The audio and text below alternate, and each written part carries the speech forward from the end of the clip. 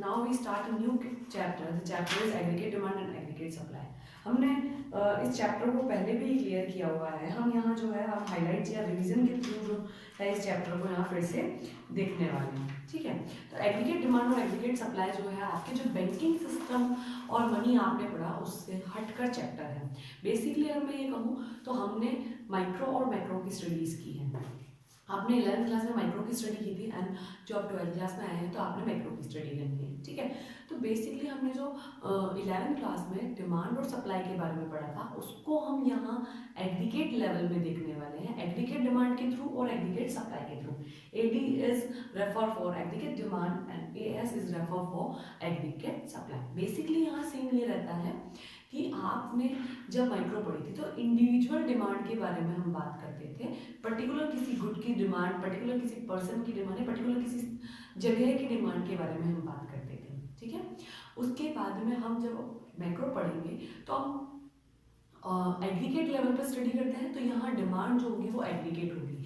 यानी हम ये कह सकते हैं कि हम कोई भी गुड्स और सर्विसेज की अपने कंट्री में या अपनी कंट्री में एक अकाउंटिंग ईयर में जितनी भी डिमांड होती है, जितनी भी, यानी कोई भी प्रोड्यूसर से आप डिमांड कर ले, कोई भी कंज्यूमर डिमांड कर दे, वो डिमांड हमारी एग्रीगेट डिमांड होगी. एज इट इज जितने भी सप्लायर आपकी कंट्री में अवेलेबल हैं वो जो भी गुड्स और सर्विसेज प्रोवाइड करते हैं, प्रोड्यूस करते हैं, वो सारी की सारी एग्रीगेट सप्लाई में चाहिए. This is the difference between individual demand, individual supply and aggregate demand and aggregate supply. तो बेसिकली स्टार्ट हम करेंगे एग्रीगेट डिमांड से. तो कॉन्सेप्ट ऑफ एग्रीगेट डिमांड क्या सीन रहता है स्टूडेंट्स कि ये बताना चाह रहा है आपको कि पर्टिकुलर किसी गुड की डिमांड के बारे में हम यहाँ बात नहीं करेंगे. हम जिसकी डिमांड के बारे में बात कर रहे हैं वो होल लेवल पर होगी, यानी एक तरह से हम कह सकते हैं एग्रीगेट लेवल पर होगी, टोटल लेवल पर होगी. तो बेसिकली आपके बुक के अकॉर्डिंग जो चल रहा है सीन उसको हम देखते चले जाते हैं. Concept of aggregate demand. Following observation need to be noted to understand the concept of aggregate demand in macroeconomics. Basically हम इस टॉपिक को macroeconomics में इसलिए पढ़ते हैं because macroeconomics अपने आप को डिफाइन करता है एग्रीगेट लेवल से. और यहाँ हम जब एग्रीगेट की बात कर रहे हैं तो इसको हम माइक्रो में नहीं पढ़ सकते, इसको हमें एग्रीगेट को मैक्रो में ही पढ़ना पड़ेगा. AD does not refer to demand for any particular good in the market. It refers to demand for all goods and services in the economy. ये आपको क्लियरली मेंशन करता है कि किसी पर्टिकुलर गुड की डिमांड के बारे में हम यहाँ बात नहीं करेंगे. हम जिसकी बात करेंगे वो ये होगा कि आप यहाँ पर all the goods and services की डिमांड के बारे में बात करेंगे. यानी आप कपड़े भी मांगते हैं, बर्तन भी मांगते हैं, खाने की चीज़ भी मांगते हैं, और हम कह सकते हैं कि बहुत सारी खेलने की चीज़ें होती हैं, कपड़े पहनने के कपड़े होते हैं, बहुत सारी ऐसी चीज़ें होती है जिसकी हम डिमांड करते हैं मार्केट में. तो ऑल गुड्स और सर्विसेज की जो डिमांड है वो हमारी एग्रीगेट डिमांड में काउंट होगी. AD is often measured for the period of an accounting year, so it is a flow concept. अब ये तो आपको पता ही है कि हमारा जो हम मेजरमेंट यहाँ करते हैं वो एक टाइम पीरियड में करते हैं, पॉइंट ऑफ टाइम पे नहीं कर रहे हैं, पीरियड ऑफ टाइम में करते हैं.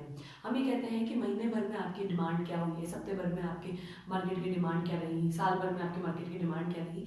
This is the flow concept. ये आपको डिस्क्राइब करता है कि ये फ्लो कॉन्सेप्ट है. It is not a stock concept. यहाँ हम इसको पर्टिकुलर एक टाइम पीरियड में मेजर कर सकते हैं और यहाँ चेंजेस आते हैं इसीलिए हम इसको टाइम पीरियड में मेजर करते हैं और इसीलिए हम फ्लो कॉन्सेप्ट भी कहते हैं. AD can be measured with reference to general price level in the economy. AD जो है आपके दो तरीके से कह सकते हैं मेजरमेंट किया जा सकता है. एक जनरल प्राइस लेवल पर करेंगे और दूसरा हम इसको इनकम लेवल पर भी कर सकते हैं. तो बेसिकली अगर आप इसको जनरल प्राइस लेवल पर करते हैं तो डिमांड का और जो प्राइस का रिलेशन होता है वो नेगेटिव होता है. ये आपने पहले भी देखा है कि जैसे ही किसी चीज़ की प्राइस इंक्रीज होती है तो कंज्यूमर्स उसकी डिमांड कम कर देते हैं बिकॉज क्वांटिटी कम आती है और साथ ही साथ अब जब वो महंगी हो गई है तो हम उसको परचेज करने के लिए मे बी केपेबल ना हो और मे बी हम इंटरेस्टेड ना रहे, इसीलिए हम उसकी डिमांड जो है कम कर देते हैं. तो यहाँ हम ये कहेंगे कि जब हमारे को मेजरमेंट करने के लिए दो लेवल अवेलेबल हुए हैं, first is income level and the second one is price level. अगर हम इसको प्राइस लेवल से मेजर करते हैं एग्रीगेट डिमांड को तो नेगेटिव रिलेशन शो किया जाता है. जैसे ही आपकी प्राइस इंक्रीज होती है आपकी एग्रीगेट डिमांड डिक्रीज हो जाएगी. And when the price is decreases demand is increases. जब आपकी प्राइस डिक्रीज हो जाती है तो डिमांड इंक्रीज हो जाएगी, एग्रीगेट डिमांड इंक्रीज हो जाएगी. ओके. अब हम क्या कर रहे हैं, इनकम लेवल से अगर इसको मेजर करते हैं स्टूडेंट्स, तो पॉजिटिव रिलेशन शो करता है। जैसे ही हमारी इनकम इंक्रीज होती है, हम जो है डिमांड को इंक्रीज कर देते हैं, तो बेसिकली इनकम इंक्रीज होने पे एग्रीगेट डिमांड भी इंक्रीज होगी। और अगर आप इनकम को डिक्रीज करते हैं तो आपकी डिमांड जो होगी, एग्रीगेट डिमांड, वो भी डिक्रीज हो जाएगी, बिकॉज पैसे ही नहीं है तो हम उसको खरीदेंगे कैसे, ठीक है। इसीलिए at the level second we study AD only in relation to the level of income, so that AD rises as the level of income rises in the economy। यहाँ पर इसको प्राइस लेवल का और जो आपके इनकम लेवल का relation था उसको बताया गया है, ठीक है। The next one is AD is measured not as the sum total of physical quantities of goods in economy. In fact, it is not possible to do so.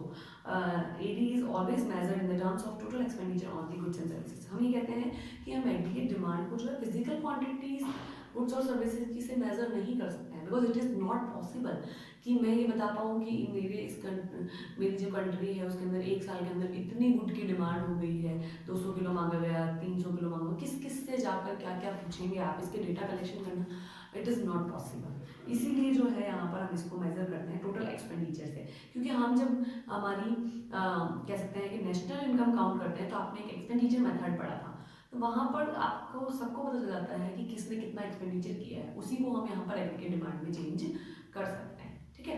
तो इसीलिए यहाँ पर हम इसको एक्सपेंडिचर से, टोटल एक्सपेंडिचर से major कर सकते हैं, बट हम टोटल फिजिकल क्वांटिटीज से इसको मेजर नहीं कर पाएंगे।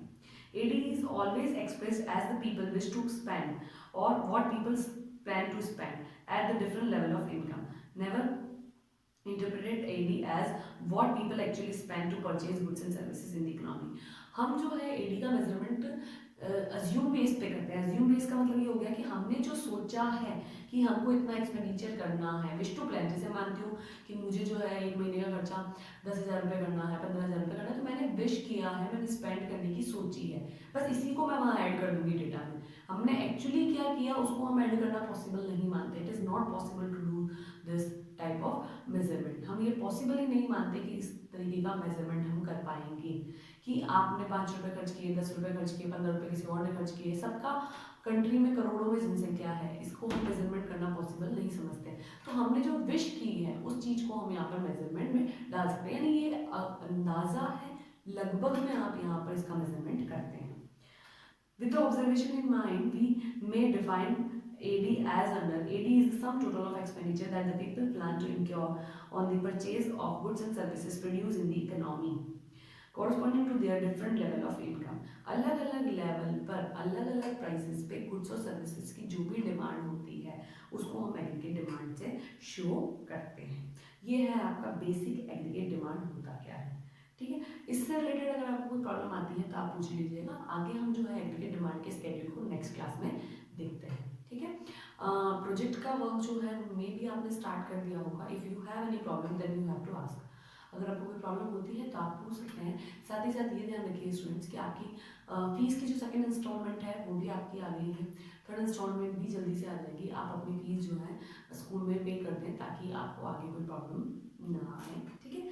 ईजिली आप पे कर दें। और आपकी जो है प्रोजेक्ट की वर्क मैं आपको बता चुकी हूँ किस तरीके से आपको करनी है। If you have any problem then you have to ask. आपको अगर कोई प्रॉब्लम होती है तो आप पूछ सकते हैं, ठीक है स्टूडेंट्स। Thank you.